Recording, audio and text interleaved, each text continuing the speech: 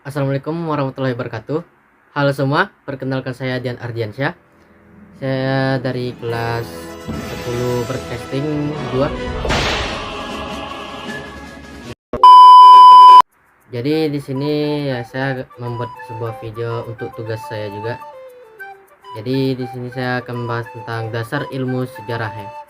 Di sini ada diakronik, sinkronik, kronologis, dan konsep manusia, ruang dan waktu dalam sejarah.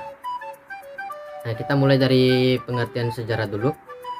Nah, jadi sejarah itu berasal dari bahasa Arab, yaitu syajaratun yang artinya pohon, dan bahasa Melayunya yaitu syajarah, dan kalau dalam bahasa Indonesianya itu adalah sejarah yang sudah biasa kita kenal ya, yang artinya itu silsilah atau keturunannya.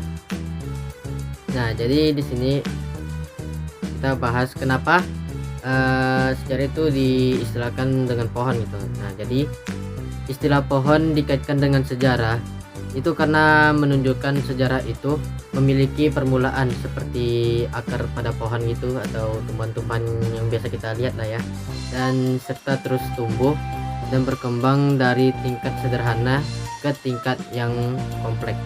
Jadi sejarah itu adalah ilmu pengetahuan yang mempelajari berbagai peristiwa kejadian penting dalam kehidupan manusia pada masa lampau. Nah, di sini ada juga beberapa arti sejarah kalau menurut tokoh-tokoh yang terdahulu. Ini ada dari menurut Ibnu Khaldun. Nah, menurut Ibnu Khaldun ini sejarah itu mendefinisikan sejarah itu sebagai contoh tentang manusia dan peradabannya dengan seluruh proses perubahan secara nyata dengan segala sebab dan akibat. Itu menurut Ibnu Khaldun.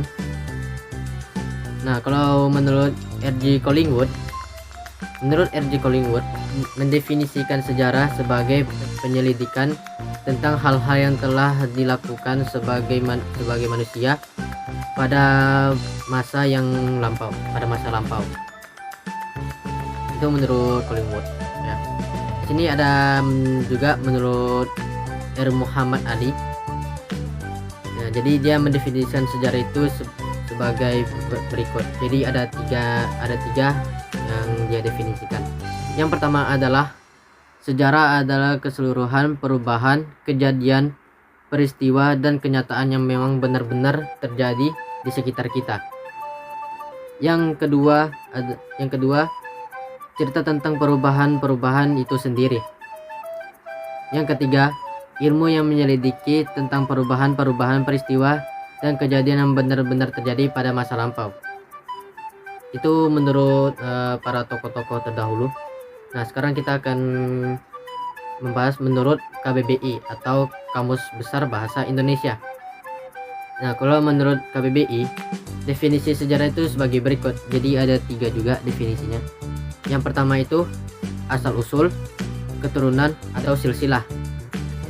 Yang kedua, kejadian atau peristiwa yang benar-benar terjadi pada masa lampau. Yang ketiga, pengetahuan atau uraian tentang kejadian atau peristiwa yang benar-benar terjadi pada masa lampau. Itu menurut KBBI. Ya, ketiga itu menurut KBBI ya. Nah, selanjutnya kita akan bahas konsep manusia, ruang dan waktu dalam sejarah. Nah, di sini ada 3 unsur dalam sejarah, yaitu manusia, ruang, dan waktu. Nah, kita akan bahas satu-satu. Pertama kita akan bahas manusia ya. Yang pertama itu manusia. Manusia adalah perlakuan utama dari semuanya. Sejarah yang kita jadikan pengetahuan atau bahan kajian itu adalah sejarah manusia. Jadi tidak pernah ada sejarah dari hewan-hewan gitu atau dari tumbuh-tumbuhan. Itu semuanya dari manusia. Ya, seperti sejarah Putri Duyung. Itu contoh seperti itu merupakan sebuah mitos. Ya. Sejarah Putri Duyung itu adalah mitos-mitos warga sekitar ya. Yang kedua adalah ruang. Ruang merupakan tempat terjadinya peristiwa yang akan memberikan gambaran yang jelas pada kita bahwa peristiwa itu memang ada dan nyata. Contohnya itu adalah pembacaan teks proklamasi kemerdekaan di Jalan Pengasaan Timur yang dibacakan oleh presiden pertama kita, Presiden Soekarno ya. Yang ketiga itu adalah waktu. Waktu merupakan batas temporal dari setiap peristiwa yang telah terjadi dalam perjalanan hidup manusia. Contohnya 21 Mei 1998 ya. Oke, kita langsung bahas cara berpikir kronologis, diakronik, sinkronik dalam sejarah. Kita mulai dari berpikir kronologis dulu. Dalam kehidupan sehari-hari, konsep berpikir kronologis sangat diperlukan jika ingin memecahkan masalah.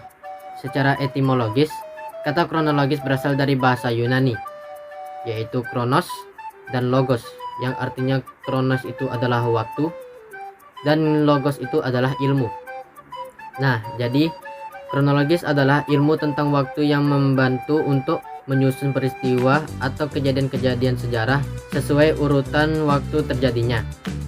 Nah, kronologi sangat penting agar terhindar dari anakronisme, yaitu penempatan peristiwa, latar, tokoh, ataupun dialog yang tidak sesuai dengan tempat dan waktu terjadinya peristiwa. Kronologi juga membantu kita agar dengan mudah dapat menghubungkan dan membandingkan peristiwa sejarah yang satu dengan yang lainnya, tetapi dalam waktu yang sama. Contohnya pada Agustus 1945, pihak sekutu menjatuhkan bom atom di Hiroshima dan Nagasaki. Itu mengakibatkan kekalahan Jepang.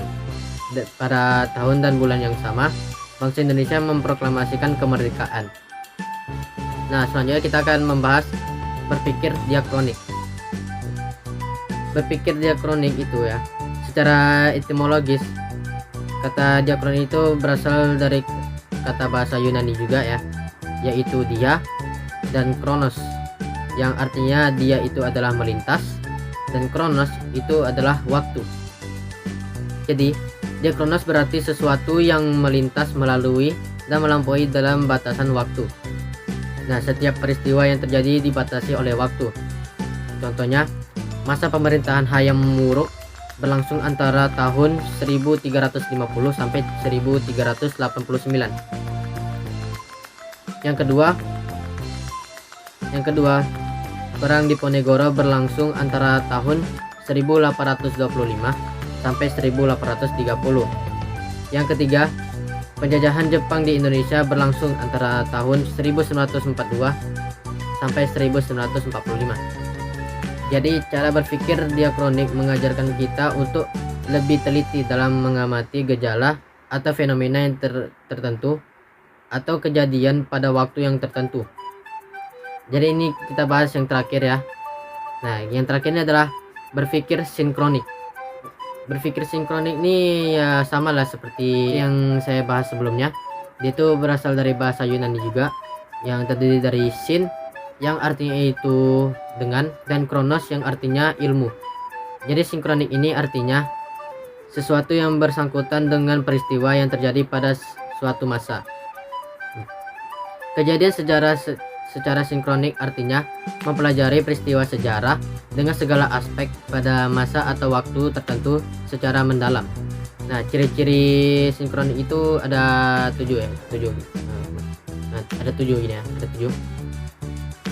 Nah, yang pertama itu mengkaji peristiwa sejarah yang terjadi pada masa tertentu. Yang kedua, menitik beratkan kajian peristiwa pada pola-pola, gejala, dan karakter. Yang ketiga itu bersifat horizontal. Yang keempat, tidak ada konsep perbandingan.